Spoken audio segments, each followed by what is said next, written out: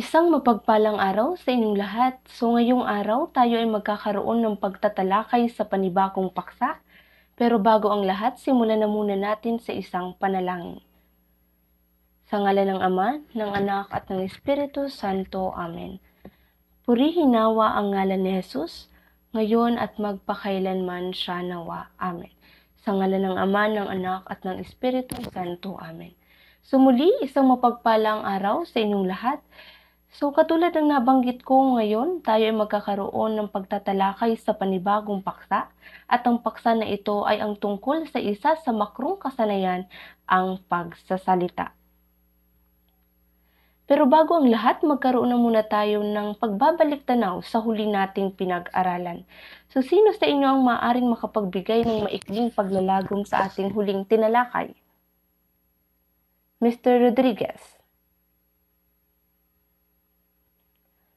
Okay, so maraming salamat Mr. Rodriguez. So katulad ng nabanggit ni Mr. Rodriguez, ang ating huling pinag-usapan o tinalakay ay ang patungkol sa antas ng wika. Pero ngayong araw ang ating itatalakay, katulad ng nabanggit ko, ay ang tungkol sa pagsasalita. At syempre para sa ating layuning pampagkatuto, sa pagtatapos ng pagtatalakay, ikaw ay inaasahang matukoy at maipaliwanag ang iba't ibang pangangailangan at kasangkapan sa pagsasalita. Pangalawa, maunawaan ang tunay na kahalagahan ng pagiging isang ganap na epektibong tagapagsalita. At pangatlo, ay ang makagawa at makapresenta ng isang maikling talumpating may paghahanda.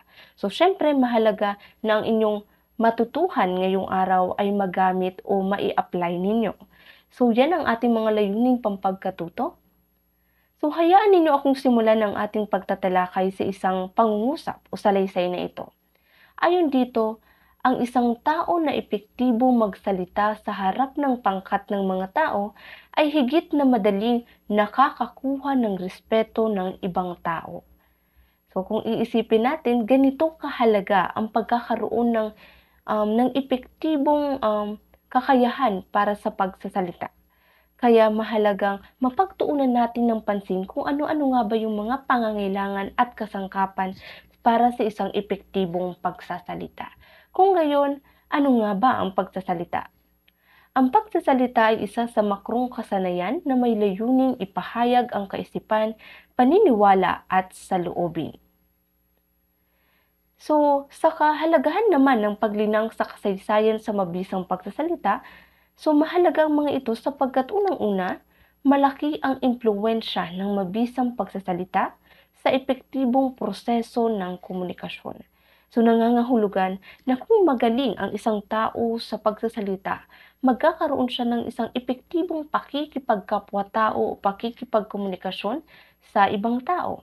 At pangalawa, ang malinaw, epesyente at epektibo na pagsasalita ay isang tanging talento na nakapagdudulot ng nakalulugod na karanasan sa nagtatamasan nito. So ang isang taong magaling sa pagsasalita, marami siyang benepisyo na makukuha.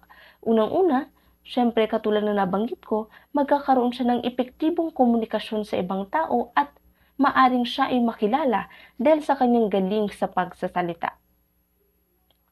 So ngayon, gusto kong mag-isip kayo ng ilang mga persona o kahit isa lang, nakakilala nyo o persona maging yan man ay artista o kapamilya nyo na sa tingin nyong magaling sa pagsasalita. So, Miss Gonzales, sino ang kakilala mo o persona na sa tingin mong magaling sa pagsasalita? Okay, si Vice Ganda. So, maaari rin sapagkat alam naman natin na si Vice Ganda talaga isa sa kilalang maimpluwensya sa media o isa ring maimpluwensyang artista. So yan, maraming salamat Miss Rodriguez. So ang ilan pa sa mga kilalang persona dahil sa galing sa pagsasalita ay ang mga sumusunod. So una, si Abraham Lincoln. So si Abraham Lincoln ay isang dating Pangulo ng United States o ng Amerika. So siya ay nag-iwan ng marka sa kasaysayan hindi lamang sa Amerika kundi sa buong mundo. So kung iisipin natin, ano yung pangunahing salik na nakatulong kang Abraham Lincoln para maging kilala o tanyag o mag-iwan ng marka sa kasaysayan. Hindi rin naman natin masasabing dahil sa salapi, sapagkat si Abraham ay hindi naman nanggaling sa isang mayaman na pamilya. Hindi rin naman dahil sa dami ng kaibigan, sapagkat kung tutuusin nga, no, marami siyang pagkakataon na nabigo siya sa isang halalan o sa eleksyon.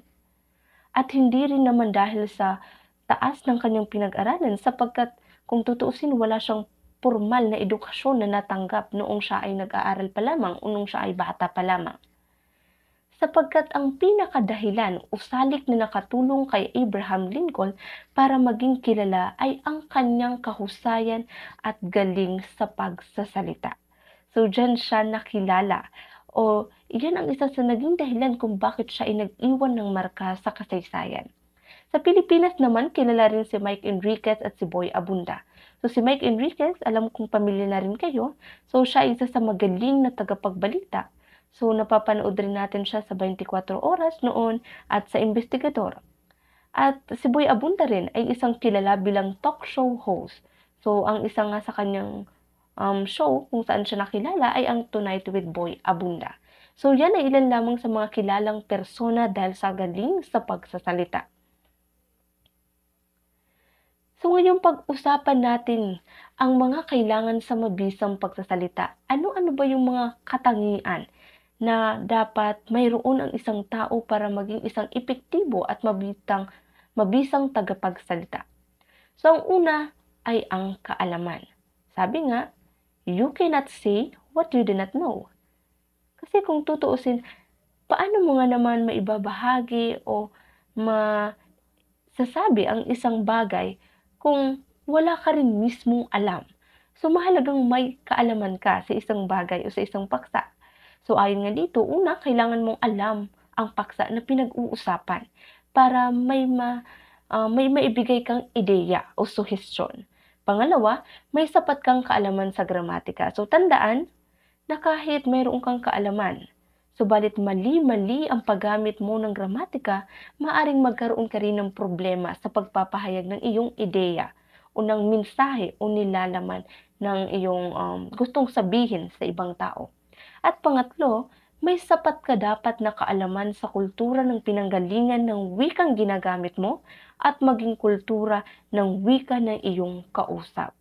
So alam naman natin, no, na bawat lugar o lawigan, mayroon din silang kanya-kanyang paraan o punto o tono ng pagsasalita.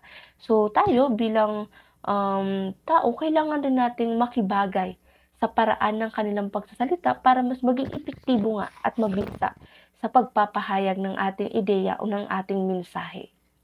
At pangalawa, kasanayan. So dapat may kasanayan sa pag-iisip ng mensahe sa pinakamaikling panahon at kasanayan sa paggamit ng mga kasangkapan sa pagsasalita tulad ng tinig, tindig, galaw, kumpas at iba pang anyong di-verbal. So mamaya pag-uusapan natin yung mga kasangkapan sa pagsasalita. At syempre dapat mayroon ka rin kasanayan sa pagpapahayag sa paraang pasalaysay, paglalarawan, paglalahad at pangangatwiran. Yan. At syempre, kinakailangan rin ng tiwala sa sarili. So isa itong mahalagang pangangailangan, no? Ang pagkakaroon ng tiwala sa sarili ng isang tagapagsalita. Kasi kung mayroon kang tiwala sa iyong sarili, mas magiging kapanipaniwala ang iyong mga sinasabi para sa mga tagapakinig. At syempre, kung wala kang tiwala sa sarili, huwag mong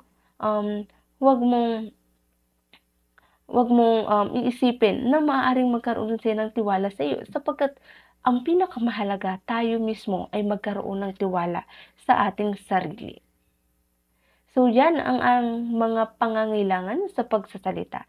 So ngayon tayo ay tutungo sa mga kasangkapan sa pagsasalita. So ito na yung nabanggit ko kanina ng mga kasangkapan sa pagsasalita. Pero bago yan, meron bang katanungan patungkol sa naunang aking natalakay patungkol sa mga pangangailangan sa pagsasalita? Okay, so dahil sa malinaw naman na, tayo ay magtungo na sa mga kasangkapan sa pagsasalita. So ang una dyan ay tinig. Ito ang pinakamahalagang puhunan ng isang nagsasalita. Sa maraming pagkakataon, Kinakailangang ang tinig ay mapanghikayat at nakakaakit pakinggan.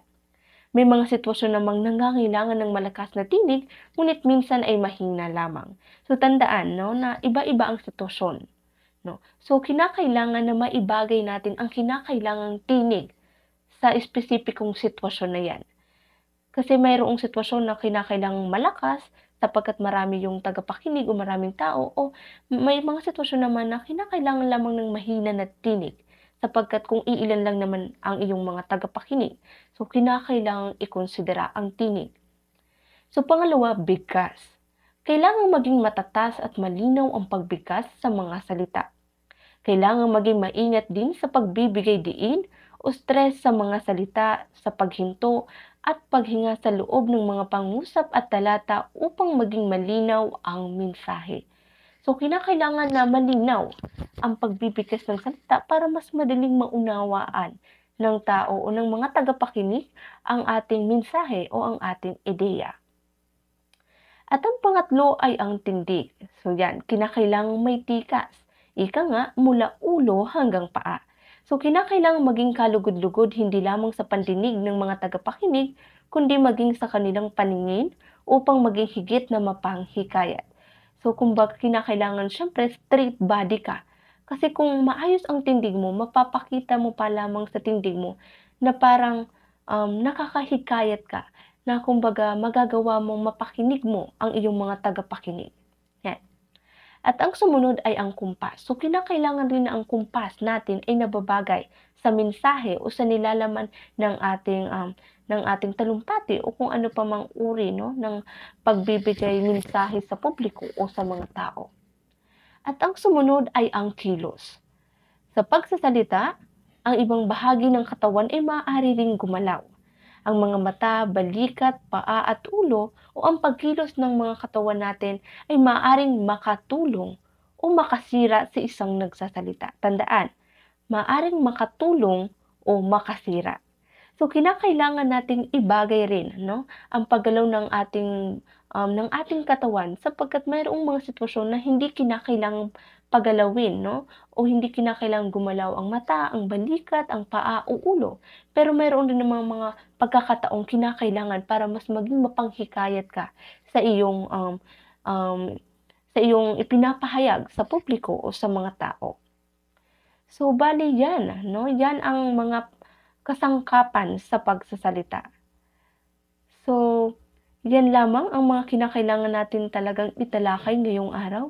So, bago tayo magtapos sa pagtatalakay, mayroon bang katanungan? O malinaw naman na ang lahat? Okay, so dahil sasabi niyo malinaw naman na, so magkaroon na muna tayo nito. So, syempre, mahalagang magkaroon kayo ng pagninilayan. So, sa ating pagtatalakay, ang mahalagang pagnilayan, no, ay ito.